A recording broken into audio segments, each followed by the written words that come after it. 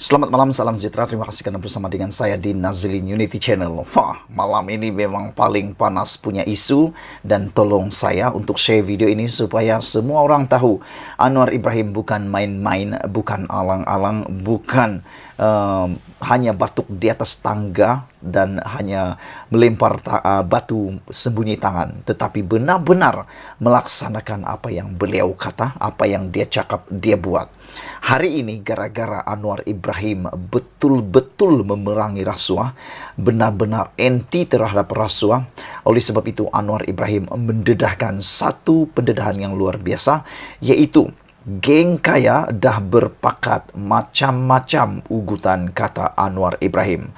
Saudara-saudara sekalian, ini satu pendedahan yang betul-betul menggemparkan kita apabila Anwar Ibrahim sendiri mendedahkan bahwa geng kaya cuba untuk mengugut Anwar Ibrahim. Saudara-saudara sekalian, apa cerita di sebalik geng kaya berpakat untuk ugut Anwar Ibrahim ini? Perdana Menteri Anwar Ibrahim memberitahu kepada warga Permatang Pauh tentang ugutan yang beliau terima daripada geng-geng kaya raya ketika kerajaan berusaha membersihkan negara. Bertemu penduduk dalam majlis kenduri Aidil-Adha di Kampung Guar Perahu, Anwar berkata kelompok tertentu itu berpakat ketika negara terbeban dengan hutang RM1.5 triliun dan rakyat kesusahan. Keadaan susah, jadi kita patut bersihkan negara ini daripada kerja rasuah dan penyelewengan. Macam-macam ugutan saya terima. Geng-geng kaya raya ini dah berpakat, kata Anwar Ibrahim kepada ratusan hadirin di luar sebuah masjid di Guar Perahu.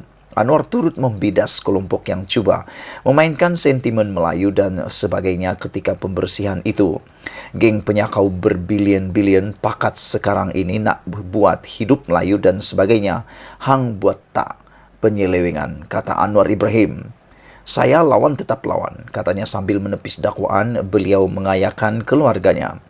7 bulan kuasa, satu kepentingan keluarga saya tak pertahankan. Tidak ada sama sekali, kata Anwar Ibrahim. Anwar mewakili rakyat Permatang Pauh pada 1986 hingga 1999 dan kemudian 2008 hingga 2015. Beliau kini ahli Parlimen Tambun. Rakyat Permatang Pauh sekarang diwakili oleh ahli parlimen daripada PAS. Saya nak perbaharui silaturahim dan jumpa kawan-kawan lama. Saya tak pernah lupa jasa dan pengorbanan rakan-rakan di Permatang Pauh, katanya.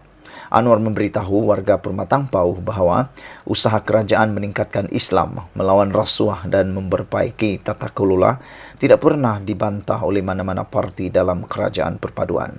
Yang saya dengar dakwaan terhadap parti-parti dalam kerajaan ini di luar. Orang buat macam-macam tuduhan dan tohmahan, kata Anwar Ibrahim.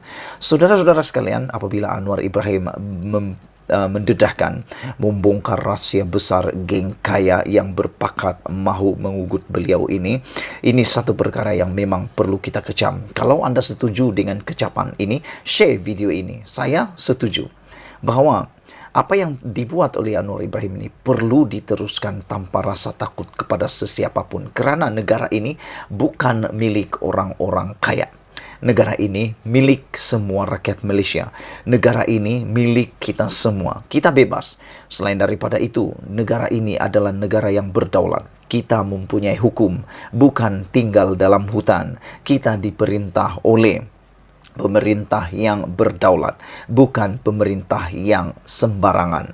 Saudara-saudara sekalian, jadi oleh sebab itulah saya menyokong Datuk Seri Anwar Ibrahim untuk terus bertahan dan melawan geng kaya yang berpakat ini. Siapapun mereka harus dilawan habis-habisan. Jangan takut. Kita berdoa kepada Anwar Ibrahim supaya beliau tidak takut untuk menentang rasuah ini. Kata Anwar Ibrahim, mereka cuba menuduh Anwar Ibrahim kononnya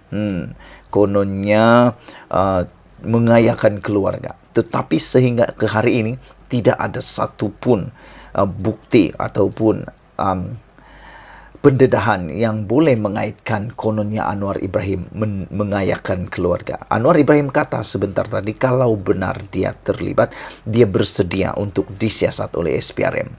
Jadi kalau ada Apalagi, apa nak ditunggu?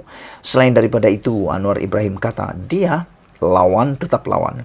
Kita mau berdoa untuk Anwar Ibrahim supaya beliau tetap kuat, gagah, dan sehat. Lawan tetap lawan. Jangan alang-alang.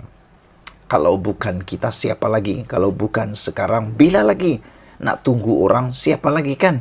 Kitalah generasi yang harus menentang rasuah, membersihkan negara ini sebersih-bersihnya.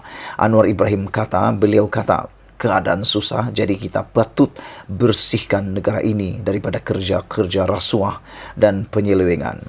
Macam-macam ugutan, saya terima kata Anwar. Geng-geng kaya raya ini dah berpakat, kata beliau lagi. Geng penyakau berbilion-bilion, pakat sekarang ini nak hidup Melayu dan sebagainya. Hang buat tak penyelewengan itu, kata Anwar Ibrahim. Saudara-saudara sekalian, ini waktunya untuk kita menyokong dan ini waktunya untuk kita bersihkan negara ini daripada kanser, penyakit rasuah yang sudah lama menular ini. Semoga dengan kekuatan Datuk Seri Anwar Ibrahim ini, keberanian beliau ini terus membuat geng-geng penyakau, geng kaya raya yang tak suka pembersihan, yang tak suka rasuah hapuskan dalam Malaysia, semoga mereka cepat-cepatlah bertaubat, mendapat hidayah baru daripada Tuhan Yang Maha Esa. Sekian dulu untuk kali ini, ikuti terus selepas ini. Selamat petang, salam sejahtera. Terima kasih kerana bersama dengan saya di Nazilin Unity Channel. Petang ini sekali lagi kita digemparkan lagi pemimpin MIC keluar parti. MIC seperti yang kita tahu ialah komponen kepada Barisan Nasional. Tetapi ini adalah orang kedua yang telah keluar daripada parti MIC dalam masa seminggu. Sebenarnya apa yang sedang berlaku dalam parti MIC ini sehingga berlaku lompat atau keluar parti lagi? Mereka hendak ke mana? Pemimpin-pemimpin yang keluar MIC ini sebenarnya hendak melakukan apa? Mereka hendak pergi ke mana? Takkan pula tiba-tiba pindah ke Perikatan Nasional pula. Tidak sampai 3 hari, susulan ahli Dewan Negara C. Sivaraj mengumumkan keluar daripada MIC. Hari ini giliran seorang lagi pemimpin muda dari parti itu berbuat perkara sama. Kali ini Ketua Pemuda MIC Selangor P. Punitan mengumumkan keluar dari parti. Dia memaklumkan perkara itu kepada Presiden S.A. Venis Gerwaran, menerusi sepucuk surat yang bertarik hari ini. Dalam surat itu, Punitan berkata dia melepaskan jawatan sebagai Ketua Pemuda MIC Negeri Selangor dan Ketua Pemuda MIC Cawangan Bandar Baru Batang Bejuntai, Kuala Selangor berkuat kuasa serta-merta. Setelah berkhidmat dan menjawat pelbagai jawatan di bawah MIC selama 15 tahun, hari ini saya membuat keputusan yang berat untuk meletakkan semua jawatan saya dalam MIC, kata beliau lagi. Menerusi surat ini, saya ingin menyampaikan ucapan terima kasih yang tidak terhingga kepada semua pimpinan MIC pusat, negeri, bahagian dan cawangan di seluruh negara, serta rakan-rakan yang bersama saya sehingga ke hari ini, kata beliau. Saya percaya saya telah memberikan khidmat yang terbaik serta komitmen yang tinggi dalam 15 tahun saya berkhidmat bersama MIC, katanya lagi. Ketika dihubungi Malaysia kini, Punitan mengesahkan bahawa dia telah meninggalkan parti itu. Saya mengesahkan keluar dari MIC, namun keputusan tidak terkait dengan saudara Sivaraj atau mana-mana pihak, kata beliau. Keputusan ini adalah keputusan peribadi saya, kata beliau lagi. Saya berharap MIC akan terus menjadi suara masyarakat India di bawah kerajaan perpaduan ini, katanya. Punitan pernah memegang jawatan ahli jawatan kuasa MIC pusat serta pernah menjawat jawatan sebagai Setiausaha Pemuda MIC Kebangsaan dan Ketua Penerangan Pemuda MIC Kebangsaan. Sivaraj pula adalah bekas naib presiden parti itu, mendakwa keputusannya meninggalkan MIC adalah terbaik buat dirinya dan juga parti memandang dirinya dilihat sebagai ancaman kepada kepimpinan sedia ada dalam parti. Sivaraj dipecat daripada CWC MIC pada awal bulan ini. Walaupun dia mendakwa dia tidak dimaklumkan sebab pemecatannya, sumber MIC memberitahu bahawa tindakan itu ekoran kegagalan yang menghadiri program Madani Government Education Development and Future of Indians di Shah Alam pada 10 Jun lalu yang dirasmikan oleh Perdana Menteri Anwar Ibrahim. Program itu dianjurkan oleh Biro Pendidikan MIC dengan sokongan mitra Unit Transformasi Masyarakat India Malaysia. Sekian dulu untuk kali ini. Jangan lupa tinggalkan komen anda, tekan butang subscribe. Kita jumpa lagi. Bye-bye. Selamat pagi, salam sejahtera. Terima kasih kerana bersama dengan saya di Nazilin Unity Channel. Wah, sekarang ini heboh di dalam media sosial berkaitan dengan seorang menteri disaman. Siapa saman? Ikuti terus ulasan selepas ini.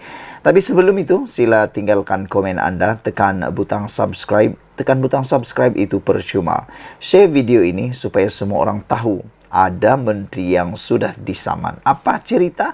Kenapa disaman? Ikuti cerita ini. Hari ini disahkan, dakwa dipecat secara tak sah seorang ataupun bekas CEO Finas saman menteri. Nasir Ibrahim menuntut surat penamatan perkhidmatannya terbatal dan tidak sah mengikut undang-undang. Bekas Ketua Pegawai Eksekutif Perbadanan Kemajuan Filem Nasional Malaysia Finas, Nasir Ibrahim memfailkan saman di Mahkamah Tinggi kerana mendakwa diberhentikan secara tidak sah 5 bulan sebelum kontraknya tamat. Nasir, 62 tahun juga, menuntut surat penamatan bertarikh 31 Mei ditandatangani pengerusi Finas Kamil Ahmad Othman tidak sah mengikut undang-undang dan terbatal. Dalam writ dan pernyataan tuntutan difailkan oleh Peguam Cara Sri Murugan & Co pada Rabu, pelantik menuntut kira-kira RM135,000 sebagai ganti rugi khas serta faedah 5%. Nasir berkata pemberhentian awal itu menyebabkan beliau malu dan mengalami tekanan mental. Beliau menamakan Menteri Komunikasi dan Digital Fahmi Fazil, Finas dan pengarahnya. Saudara-saudara sekalian, apa yang berlaku ialah beliau berkata,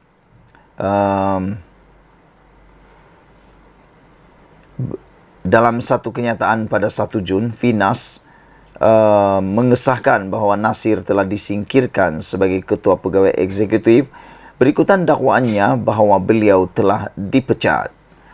Nasir yang dilantik sebagai Ketua Pegawai Eksekutif Finas dengan kontrak 2 tahun pada 1 November 2021 turut menuntut ganti rugi am dan bayaran lain yang difikirkan oleh mahkamah.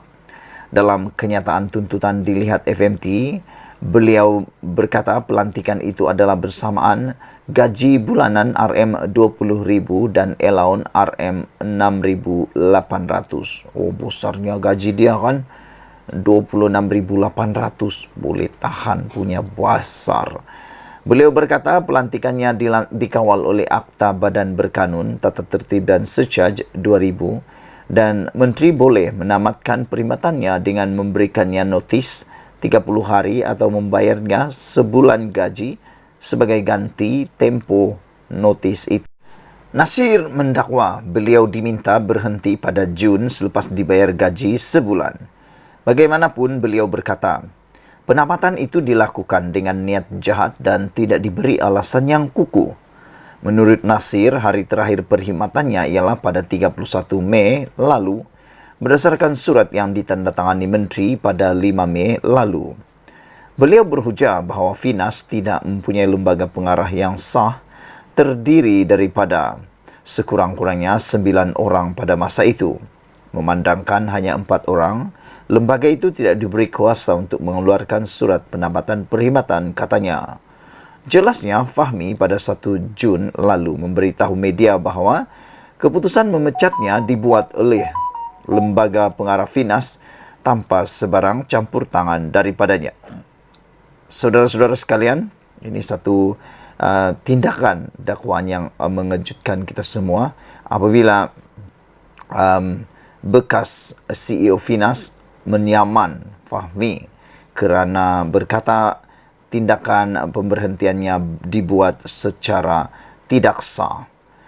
Dalam writ dan penyataan tuntutan difailkan oleh Peguam Cara Simurugan dan Co. pada Rabu, pelanatih menuntut kira-kira 135,000 sebagai ganti rugi khas serta faedah 5%. Nasir berkata pemberhentian awal itu menyebabkan beliau malu dan mengalami tekanan mental. Beliau menamakan Menteri Komunikasi dan Digital Fahmi Fadzil, Finas dan pengarahnya Mastura Ahmad Mustafa, Idwan Arif Abdurrahman dan Nur Azam Sairi sebagai defendant dalam saman itu. Dalam satu kenyataan 1 Jun, Finas mengesahkan bahawa Nasir telah disingkirkan sebagai Ketua Pegawai Eksekutif berikutan dakwaannya bahawa beliau telah dipecat. Sekian dulu untuk kali ini. Jangan lupa tinggalkan komen anda, tekan butang subscribe. Apa komen anda? Kita jumpa lagi. Bye-bye.